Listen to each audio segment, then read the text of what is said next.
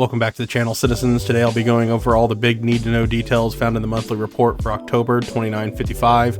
We've got a ton of new information this month, from AI improvements to major ship news, more info on Nyx, and critical hardening of core gameplay systems following the excitement of this year's CitizenCon Direct presentation.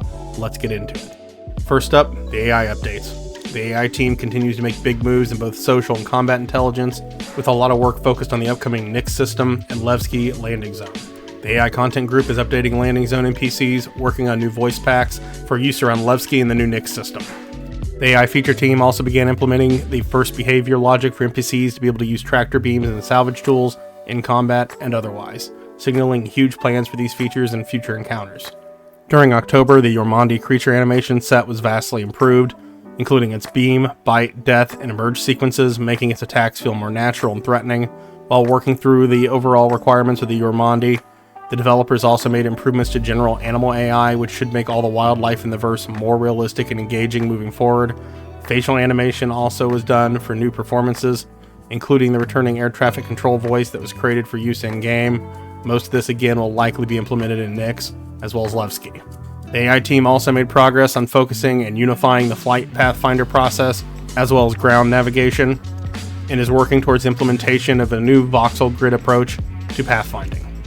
Now for the big ship news. First up, the RSI Perseus passed its final stage, meaning this large patrol gunship is now likely feature complete and ready for release.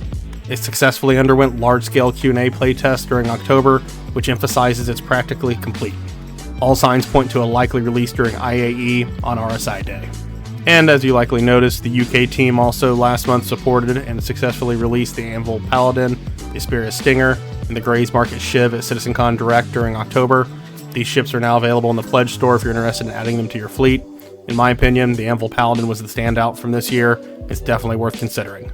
Alongside all of this, work on the RSI Aurora and Aegis Hammerhead continued advancing rapidly, with the Aurora moving into the final stages for audio and VFX. The Hammerhead is setting up revisions like the addition of additional blast doors and updated component placement, likely in preparation of engineering coming into the game. Next, the Drake Ironclad and Ironclad Assault officially passed their white box gate review.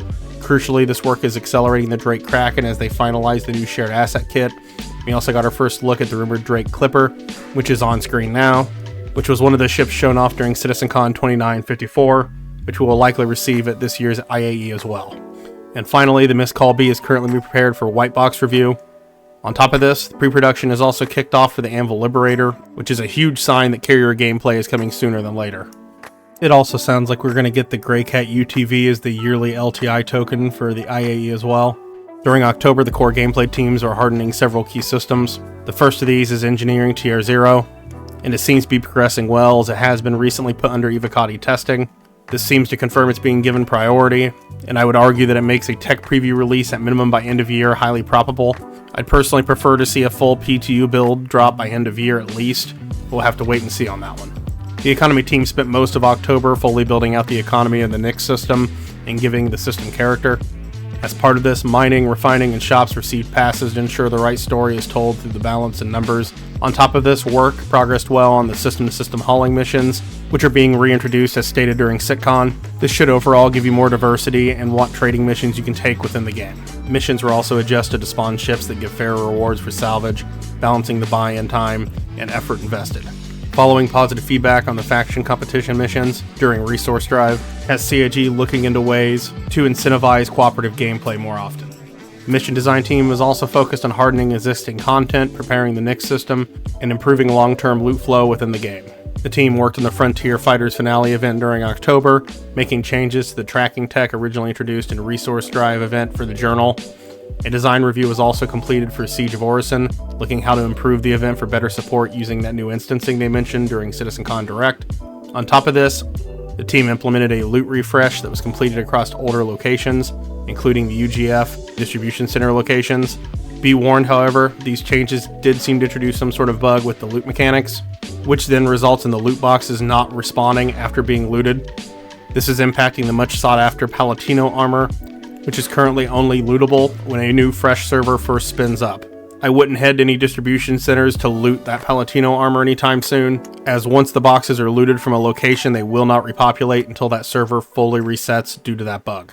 So until this issue is fixed, I'd hold off.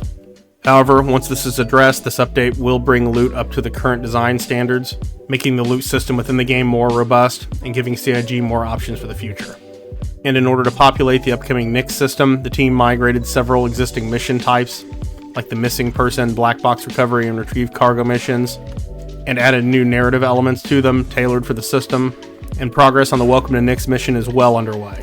And that's a wrap for this month's updates. It's clear the teams are working hard on system improvements across the board. With the new Nyx system and the yearly IAE event just around the corner, we'll be getting plenty of exciting information in the near future. What part of this update are you most excited about? Let me know in the comments below.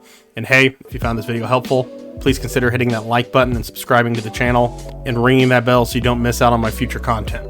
But as always, thanks for watching, and I'll see you in the verse.